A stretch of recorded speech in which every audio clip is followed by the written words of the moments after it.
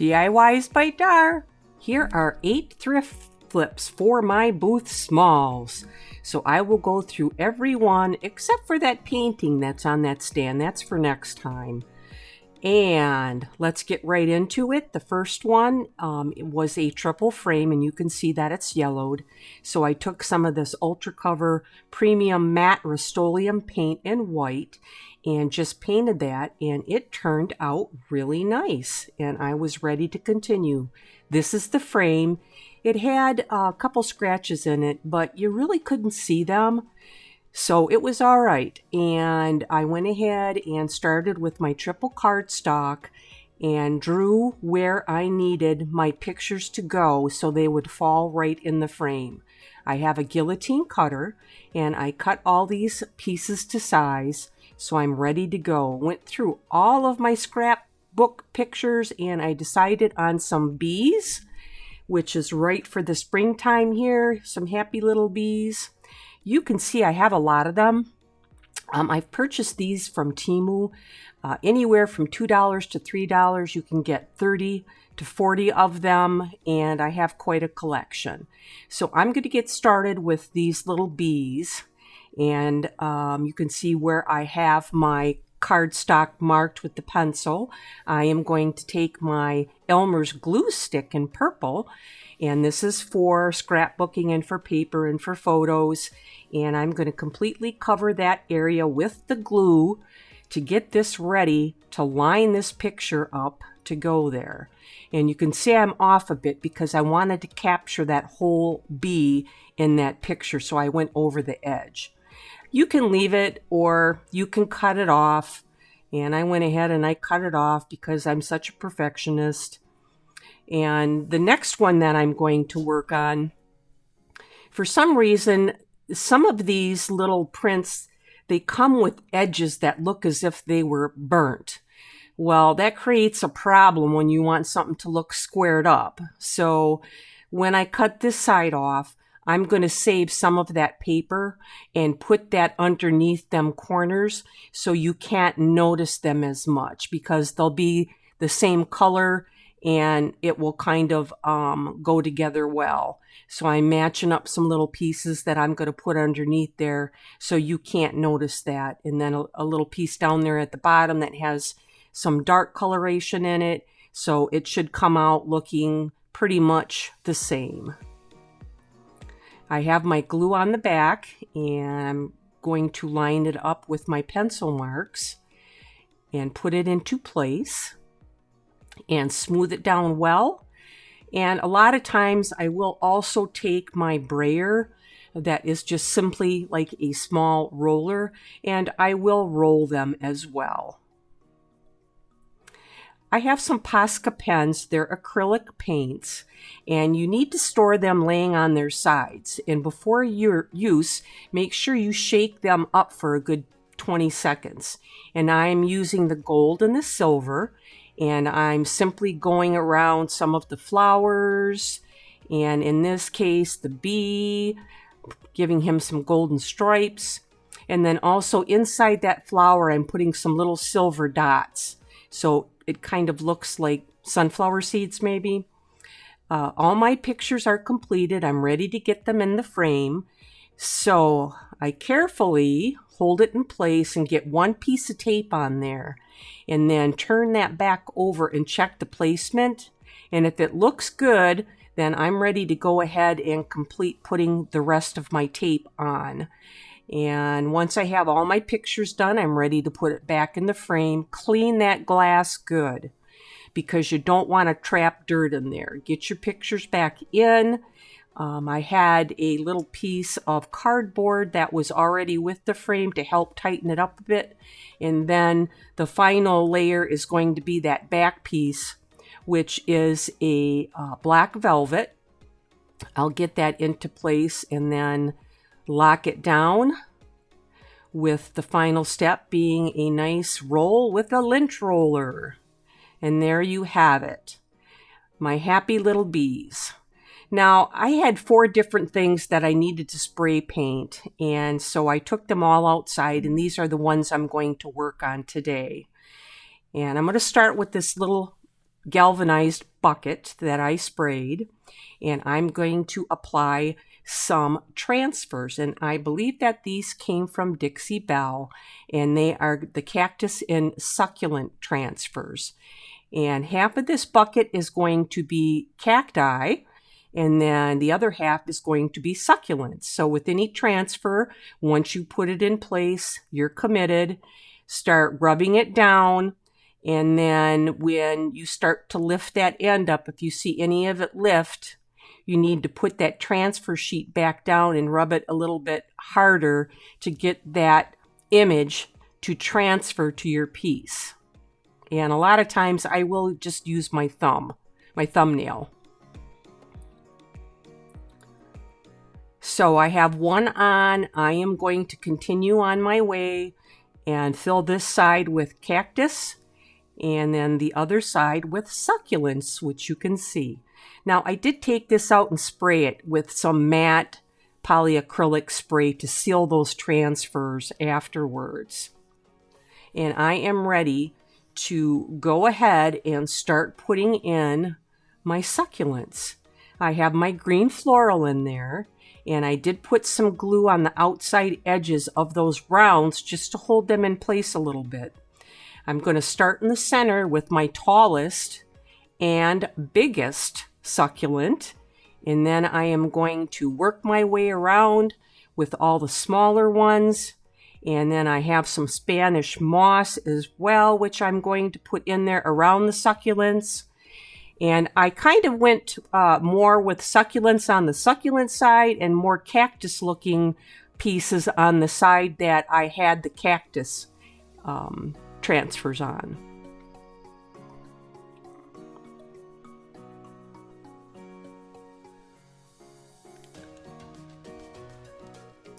Now I'm going to take my glue gun and put some glue down on the inside, up closer at the top of that, so that moss will stay in place, because there was a little bit of an opening there, and just tuck some down in there, and that will help so it doesn't fall down and move. Well, there I have them all in place. Here's the cactus side. I like how it looks. We have kind of more pokey looking succulents. And then here is my succulent side, where I have more succulent type looking plants. My next was a balsa wood tray, and I sprayed it with some Rust-Oleum paint and primer N1 in the color Seaside. And I have some polyacrylic right now. I'm going to lay that down because I'm going to use an old sheet of a paint inlay that I have. And this is an IOD paint inlay, I believe called Merkaba, if I'm saying that correctly. Get your paint inlay smoothed down inside where you want it to go.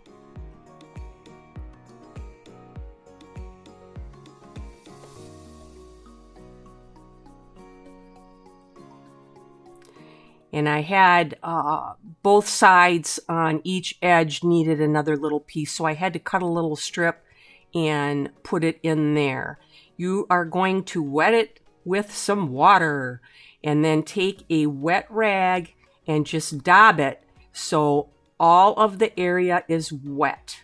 And once it's wet, you let it dry overnight. Now we're going to repeat that process of spraying it with some water and then your wet rag, and you're going to dab it again lightly, because this paper needs to be wettish for you to be able to peel it off. And if it doesn't peel off for you right away, you'll see I get a little bit of a catch right there. It doesn't want to come up. If it won't and you feel like it's going to rip, you need to put some more water on it. It's not quite ready or wet enough to come off. And then you should be able to get it off. Now, I'm not going to be able to use these over again because I used a polyacrylic.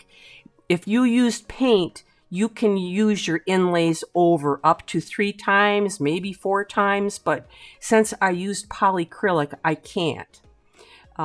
Here I'm going to take the larger sheet off that's on the middle of the tray and see what I get.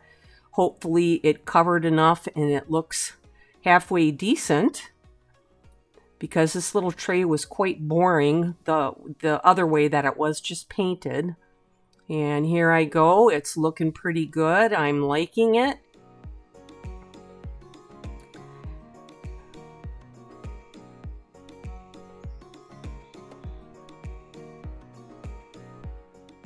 All in all, turned out great, except for I had a little bit of overage on each end where the handles went. So I've got to do something with that. So carefully, I went ahead and I put some more polyacrylic just from that handle up, trying not to get really any on the back side, because that can come off. That is active paint until you seal it. If you get water on it, it can run. So I went ahead and I attached 2 smaller pieces on each ends of the handles. And once I got it into place, I had to go very carefully with that water rag, because if I start hitting the bottom of that and wiping on the bottom of that, I can wipe my paint that's already in place on the bottom, because I have not sealed it yet.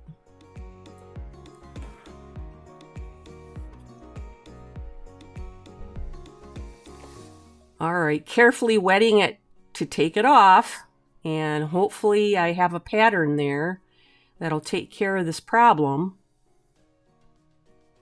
It's looking good. I have a pattern.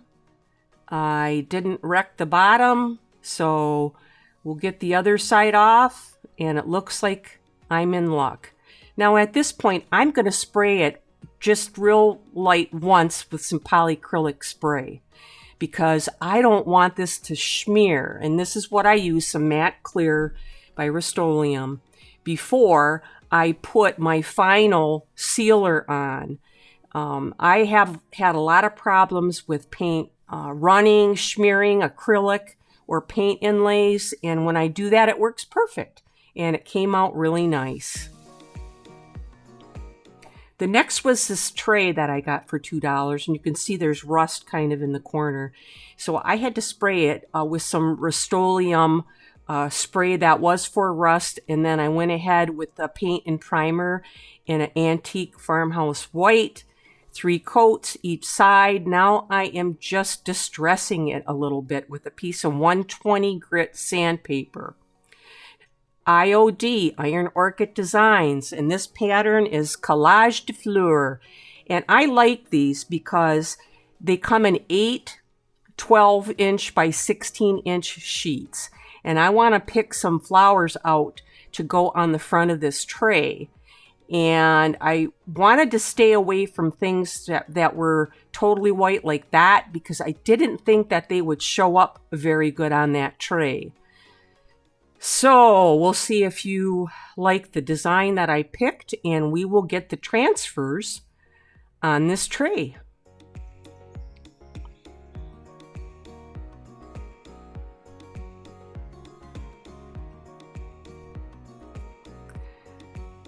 This is the layout, and I have some B stamps because my pattern looked so linear. I thought the sides needed something. So remember, once you set that transfer down, you're committed on where you set it. So make sure you have it where you want it. Set it down and smooth it out, and then start using a transfer stick, a transfer paddle, whatever you have, and start pressing it down.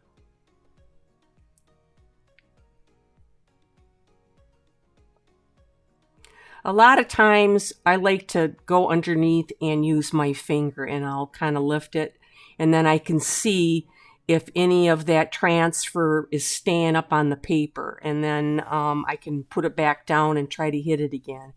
Worked out great. I love the flower. It's looking good. You can smooth it down with the back side of that transfer sheet.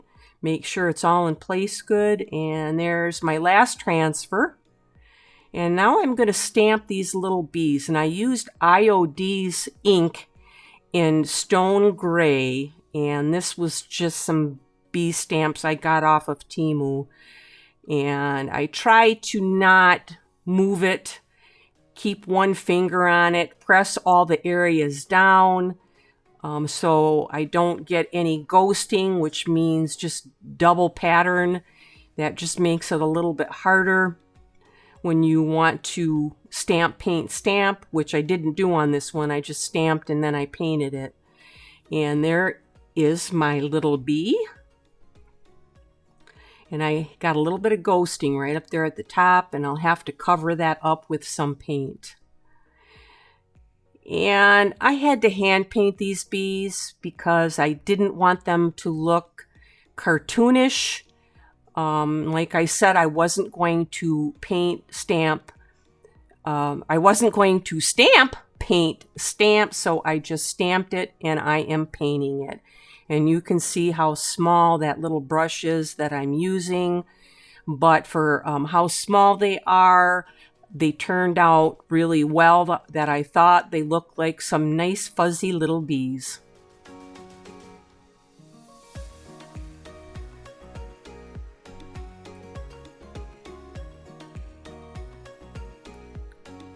There they are. I sprayed these bees with a little bit of matte before I put that top sealer on. Before I even got that far, I took some brown water-based wax and I wanted to age this piece. So I went all along that outside edge, rubbed that in, and then I'm going to rub it back off, and it will settle in some of the areas and give it more of an antique look. When I finished that all the way around that rim, I did go a little bit down in the crevice where the rim met the flat piece. Then I sprayed that with some matte sealer because I wanted to use some petroleum-based gilding wax and hammered copper. And I wanted to hit the highlights and just give it a little bit more age and 3D pop on it. Around the top, there were some little rivets or buttons, and then a little bit more down on those little house-looking things. And I liked it quite well. It came out well. Once that is dry, and you're going to need a day or two, depending on your atmosphere, what it's like, before you put your final sealer on. And I'm doing that now, and I used a acrylic water-based, water-resistant sealer, 3 coats on the front, 3 coats on the back. So here is my group. There they all are for the week. Well, here I am with the items that I made over this last week. So I'm going to go over them with you. And these are for my booth. I have a booth. And by the end of this summer, I am going to decide if it is something I'm going to keep. When I did my tax returns for this last year, what I found out was I was $200 in the hole. Now, I live in a economically slightly poor community. Although we do have a casino, that's part of the problem, and we do have a maximum security prison. So if I can't pull my numbers up through the summer, then I'm probably going to pull out of that booth and just mainly try to sell on Etsy. So let's get into this.